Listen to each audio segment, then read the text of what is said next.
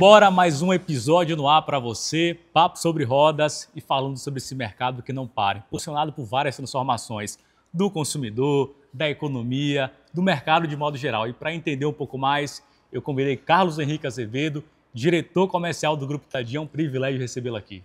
O privilégio é nosso, muito bom falar com você. Espero poder contribuir para o nosso podcast. Estamos aqui às suas ordens. Opa, coisa boa. 25 já chegando.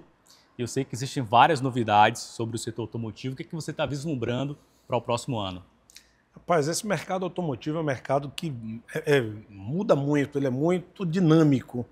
Então, antes de nós pegarmos 2025, já tem uma projeção muito boa para 2024, tem um mercado num crescimento muito bom em relação a 2023. Então, a indústria do ano passado, nós pegamos aí, foi 2 milhões e 200 mil carros aproximadamente. Esse ano já está projetando a FenaBrave, que é a federação, já projeta que nós chegaremos a 2 milhões e 600 mil carros, isso entre comerciais leves e automóveis, né? Certo. Então, para 2025, as expectativas todas são muito boas. Então, a indústria promete aumentar a sua produção. Pra você ter uma noção, a gente tem uma capacidade produtiva no Brasil ainda instalada de produzir até 5 milhões de carros. Então, a gente sonha... A FenaBrave tem alguns estudiosos do mercado que apontam que para 2025 a gente volta a chegar aí na ordem de 3 milhões de carros comercializados, isso carros 0 quilômetro. Então esse mercado é um mercado bastante promissor para 2025. São números significativos, sem sombra de dúvidas, né? Importante. Mas pegando inclusive esse final de 2024, o que você inclusive espera que possa ser alcançado nesse período consolidado? O último trimestre do ano, historicamente, Danilo e amigos, é o último, são os 3 meses mais de maior volume. A indústria baseia muito pelo emplacamento. Então, são os meses que têm maior força de venda, são esses 3 últimos meses. Outubro está indo nessa pegada. A gente tem uma certa preocupação com novembro, embora seja um mês longo, mas assim, novembro nós vamos ter 3 feriados. São menos dias úteis de emplacamento, mas você tem um dezembro que é cheio e tem um apelo de compra muito forte. A economia, todos esses indicadores aí, quando a gente pega os indicadores macroeconômicos, estão muito favoráveis. Então o país está praticamente chegando a um pleno emprego, a renda aumentando e o consumidor, carro, para você ter uma ideia, carro é o segundo item de maior desejo da pessoa. A pessoa chegou à fase adulta. No Brasil, o primeiro desejo dele é ter a casa própria, depois passa a ser o carro. Então, quando essas pessoas começam a ter um emprego, uma melhor renda, mais estabilidade, naturalmente, a gente espera que esse último trimestre do ano aí vai ser um trimestre de muito boas vendas. É verdade. Fez 18 anos, faz logo a habilitação, quer logo ter o carro próprio, quer logo ter o próprio carro, dirigir o seu carro. Não há a menor dúvida sobre isso. Agora, um detalhe importante, você, de algum modo, percebe, até pela sua expertise de mercado, mudanças significativas no perfil do consumidor, o que ele está buscando, como é que ele busca também isso? Tanto dá para nós notarmos, eu gosto muito de fazer uma comparação, né, entre o empírico, que é o que você está percebendo no dia a dia, com o científico, que é o número bruto, que é o número te diz. A gente nota uma mudança no perfil de comportamento do consumidor e no perfil dos carros. Então, por exemplo, há uma grande mudança do cliente passando para os SUVs. Isso não é mais uma tendência, é um fato consolidado. E quando a gente percebe aqui na ponta, no dia a dia nas lojas, e quando nós vamos olhar os dados de emplacamento junto à FenaBrave, a gente percebe que esse segmento é o segmento que mais cresceu. Hoje tem basicamente 40%, 45% do mercado de automóveis e comerciais leves está concentrado em SUV, o que antes era nos compactos, nos carros mais baratos, nos carros de entrada. Então, esse segmento é um segmento que mudou muito. E uma outra coisa que a gente percebeu bastante após a pandemia, que foi uma mudança do olhar das pessoas, né? A gente percebe muitas pessoas se permitindo.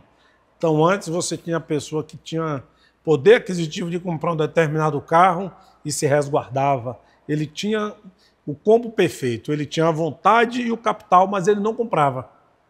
Após a pandemia, eu acho que nós, a população no modo geral, passou a chegar assim, eu tenho um recurso, eu vou aproveitar, vou tentar fazer, porque eu não sei Eu acho que assim, as pessoas passaram a ver a finitude da vida e querer aproveitar mais.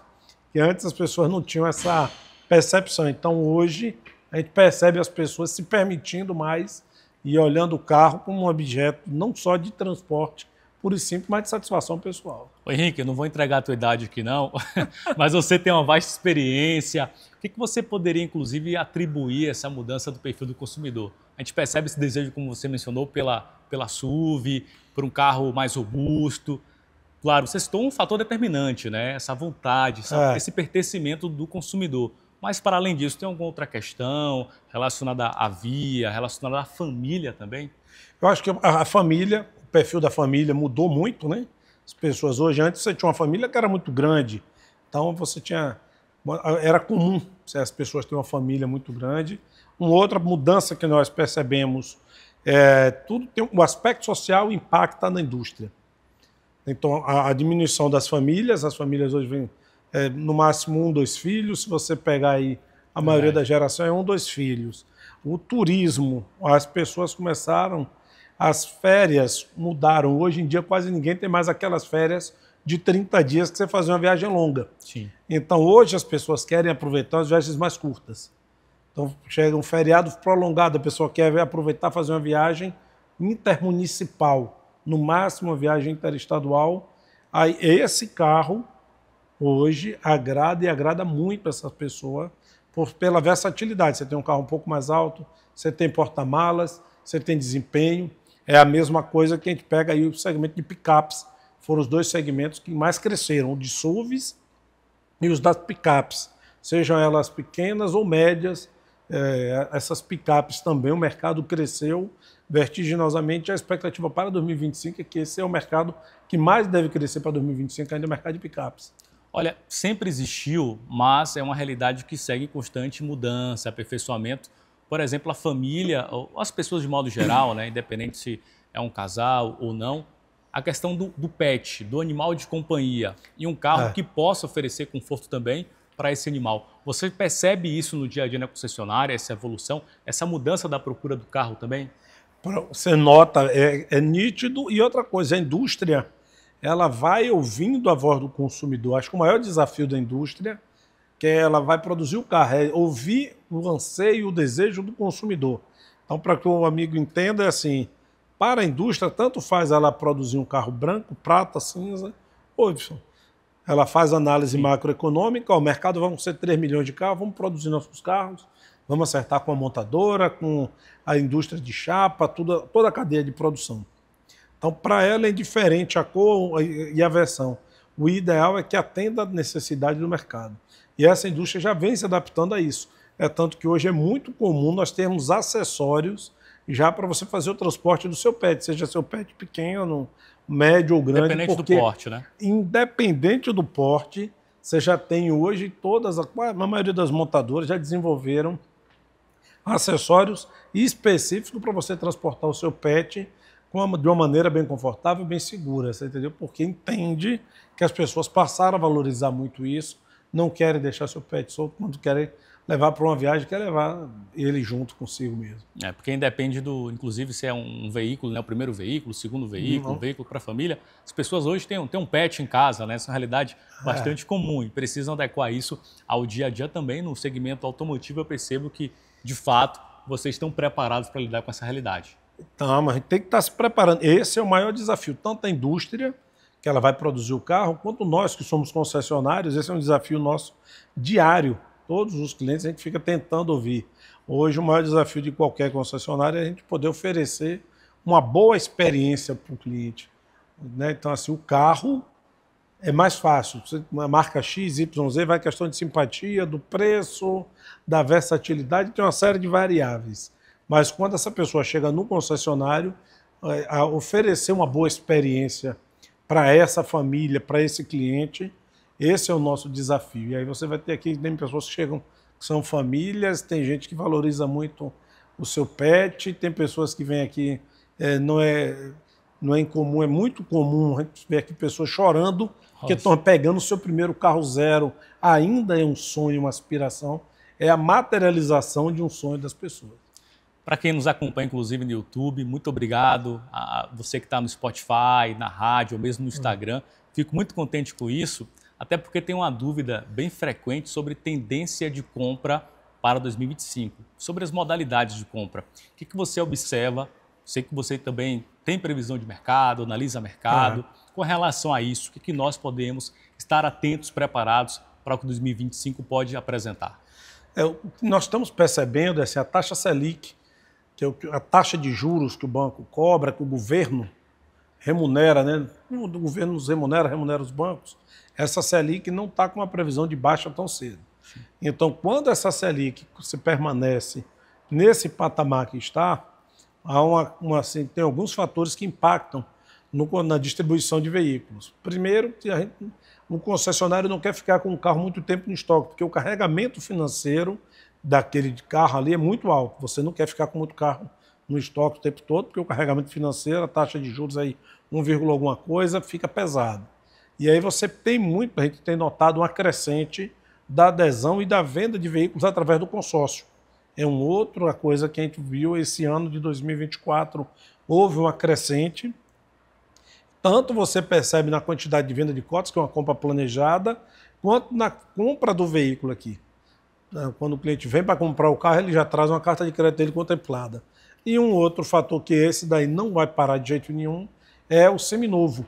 O cliente está trazendo o seminovo para botar como moeda de troca no negócio dele. E para você ter uma ideia, Danilo, quando nós falamos aí que o mercado esse ano projeta 2.600.000 carros 0 quilômetros emplacados, lembrando bem que a FenaBrave, que é o órgão que monitora isso, que dá os números, ela considera carros emplacados. Sim.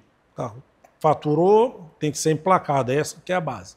Você está falando 2.600.000.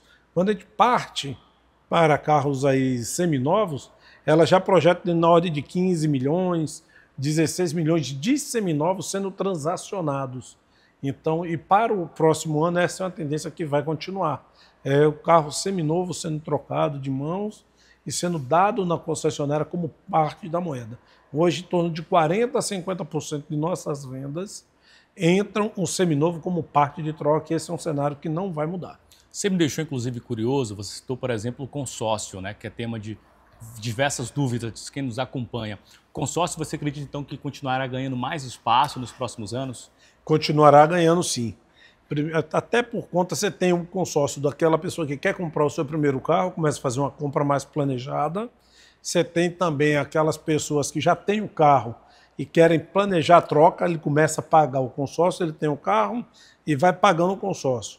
Então, assim, historicamente, quando você tem uma taxa de juros para financiamento um pouco mais alta, não tão convidativo, a tendência natural, a quantidade de cotas de consórcio aumentar. As pessoas migram para a modalidade de parcelamento através do consórcio, que é uma compra planejada. O Brasil, historicamente, sempre teve um viés muito forte para a venda do consórcio. Como é que o Grupo Itadil tem se preparado para atender essa nova demanda que o mercado tem a oferecer? Rapaz, assim, nós temos sempre, a gente faz todo mês, nós vamos fazendo a reunião de análise de mercado e de tendências, né? Então sempre vai estudando a tendência. E hoje o maior desafio nosso é preparar pessoas. A gente vai ouvindo o que o mercado está pedindo e vamos preparando a equipe, preparando produtos. Então você tem aí acessórios, você tem equipe disponibilizada para consórcio. Hoje nós temos uma outra equipe que é totalmente dedicada, são profissionais, eu costumo dizer que assim, dentro do concessionário, no meu caso, eu poderia dizer que eu sou um clínico geral. Eu conheço um pouquinho de todos os setores, mas nós temos lá os especialistas em cada setor. Então hoje a gente tem uma equipe que fica somente estudando consórcio. Sim. Estudando melhores maneiras de te proporcionar a melhor experiência de compra e de pagamento de um consórcio. A gente tem carros por assinatura. Eu tenho um outro pessoal que é só para trabalhar com carro por assinatura, que é outro segmento. Assim como a gente tem uma equipe que é só para trabalhar com financiamento. Essa equipe fica o tempo todo estudando como eu posso te oferecer o melhor com os financiamento, com a melhor condição, negocia com os bancos da montadora, negocia com os bancos de varejo, baseado na base nossa, para poder oferecer a melhor experiência. Esse é um desafio hoje que a gente tem, é criar assim, especialistas em cada setor que o mercado vai demandando. Que legal. Isso é muito importante, né, a gente ouvir. Afinal, contribui, né, para facilitar que você chegue aqui e seja atendido com toda a facilidade que possa realmente existir. Agora você citou, e eu fiquei atento inclusive a isso, porque o mercado de seminovos ele vai se modificando, né? Em 2025, inclusive já com relação à taxa que você mencionou, a Selic, que vai mensurando ali o mercado de modo geral, e até relação com o consórcio. O que você está prevendo com relação a esse mercado para 25? Ele pode ser mais aquecido por conta de tudo isso que você já falou? Com certeza. A não ser que nós tenhamos aí, Deus livre guarde, aí, algum fator macroeconômico ou macropolítico muito sério, mas todos os indicadores estão indicando que a gente vai ter um 2025, esse aí agora, esse último bimestre aí, né? Novembro, dezembro, já engrena 2025 com um ano extremamente promissor. Não é número oficial, mas eu não tenho receio nenhum de afirmar que no ano 2025 a gente consegue emplacar na ordem de 3 milhões de carros entre comerciais leves e tudo, voltando a um patamar. Lembrar que o Brasil, o recorde nosso, a gente chegou em 3 milhões e 800 mil carros, um bom tempo atrás, acho que foi 2011, 2012. O recorde no mercado nacional foi da ordem de 3 milhões e 800 mil carros. Você está falando de carros novos. Carros novos. E aí, o carro novo, ele é a mola que puxa.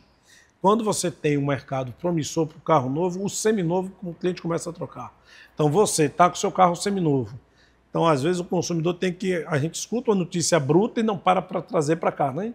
Então, o mercado está em pleno emprego, a faixa de renda do profissional, do trabalhador aumentou. Quando aquela faixa de renda sua aumenta, se você tem um seminovo, você se estimula a querer trocar por um zero. Então, esse mercado gira. E o seminovo, ele gira em torno de 5 a 6 vezes o tamanho do mercado de novos. Então, se você está falando aí que vai ter 3 milhões de novos, você pode projetar 18 a 19 milhões de seminovos sendo transacionados. E existe um espaço grande no Brasil, que embora quando a gente fala esse número, 2 milhões e tantos mil carros, a frota brasileira ainda é uma frota antiga. Você tem uma frota aí com idade média de 18, 19 anos. É uma frota que tem muito a ser renovada, ainda muito carro a ser renovado. Tem um outro fator também, a quantidade de carros por habitante, que ainda é baixa, nessa densidade no Brasil ainda é muito baixa, então existe muito carro seminovo a ser trocado aí. Henrique, para finalizar, o que você diria agora para quem está nos acompanhando? Planeja trocar de carro, planeja exatamente realizar esse sonho. O que ele precisa fazer? Danilo, o que eu sempre falo, assim, o carro ele não é só um meio de transporte para o brasileiro. E, em geral, na maioria dos países, ele não é só um meio de transporte. Tem um lado da satisfação pessoal, né? Você tem a sua satisfação, é tanto que as pessoas chegam aqui, tem vezes que a gente estava conversando aqui nos bastidores, às vezes você tem um carro cinza, o cara só quer um carro branco, fala, não, vou esperar 15, 20, 30 dias. Isso tem um lado da emoção.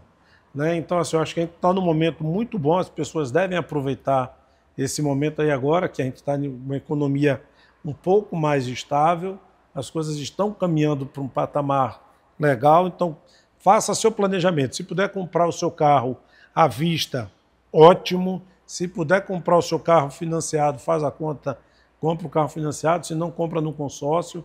Mas esse é um caminho sem volta, você ter o seu produto, você ter a sua autonomia, a sua liberdade e a sua satisfação pessoal. E a materialização do trabalho, do sonho, do desejo, você poder proporcionar isso para você e para a sua família ou para o seu pet, como tem muita gente que está vindo hoje e faz questão de trazer o pet aqui para pegar o carro. É comum hoje você ter. Legal. Então, assim, eu acho que tem tudo para poder, agora, a pessoa aproveitar e comprar o seu carro. Carlos Henrique Azevedo, obrigado. Sensacional o bate-papo com você. Enriqueceu demais esse encontro e até uma próxima oportunidade. Eu que agradeço a vocês. Estamos de portas abertas. Esperando nos encontrar mais vezes aí para bater um bom bate-papo.